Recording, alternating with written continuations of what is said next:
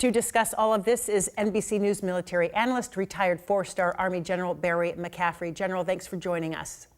Good to be with you, Joyce.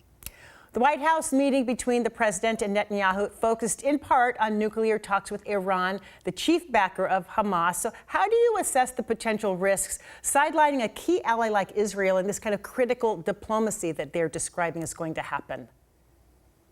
Well, it's sort of chaos in the U.S. government. Our foreign policy makes no sense whatsoever. And Netanyahu, I might add, in the meeting with Mr. Trump, failed to get any relief from the tariff, which was really illogical, imposing a 17% tariff on Israel.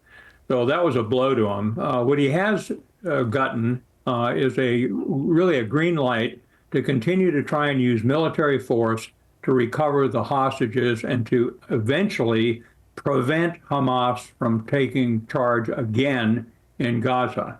And I think Netanyahu also has been pushing Mr. Trump to join an Israeli-U.S. strike if they won't agree in negotiations to away with their nuclear weapons program, to strike them militarily from the air. A thoroughly bad idea. So complex, dangerous, unresolved. And when you say strike, you mean strike Iran, that we could actually see the military potentially take action, because we have heard the president talk about if they don't agree to disarm their nuclear capabilities, it's going to be an or else situation. Yeah, I've never heard language like this in my life from a U.S. president, nor in history, I would argue. He was threatening with bombing like you've never seen before. I mean, this is up front, in the open, on social media. It's clearly not the way you get somebody to comply with your security interests.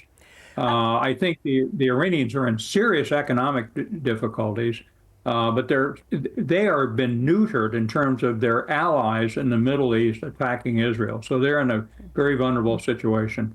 I want to circle back to what you brought up about the tariffs. Trump's imposing that 70% tariff on Israel, refusing to commit to relief also. Is that kind of economic pressure effective?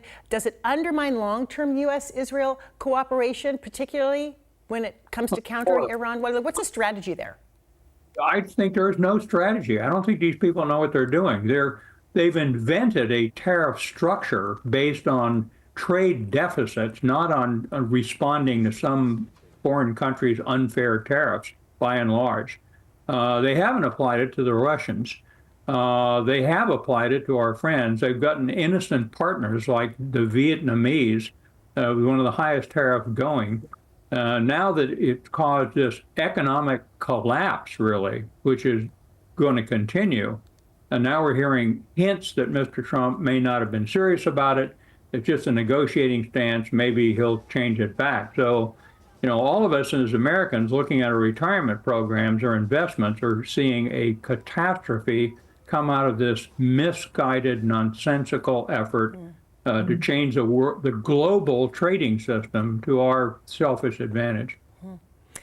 Finally, there are some reports suggesting that foreign intelligence may have penetrated the signal chats used by Trump's team to discuss military ops. So when we think about this U.S.-Russia delegation that's planning to meet in Istanbul on Thursday, what kinds of safeguards do you think they're going to put in place, if any? Do you think they'll continue to use signal? What concerns would you have as a former military general about this meeting that they're going into with Russia? Well, look, I had a lot of experience in penetrating foreign communication systems. There is no such thing as a absolutely 100% protected system. You can break it if you spend the money and take the time. You examine the structure and find the weak point, not the strong point. So all of them can be penetrated. But signal, we ought to assume that somebody's gotten on the phones of the senior governmental leaders in the United States. So from the start, I think they were using signal. They've been following them during the campaign. I assume that's what's happening. That's what the government should assume. So hopefully they're backed off. We've got a multi-billion-dollar secure global way of communicating. Hopefully they'll try that. Otherwise, the Russians, the Iranians, and others will all be aware of our negotiating strategy when we walk in the room. We're out of time, General. Can't wait to talk with you again about where you think things stand with the United States on the global stage. So much to talk about in so little time tonight. Thank you for being with us. We so appreciate you. Good to be with you.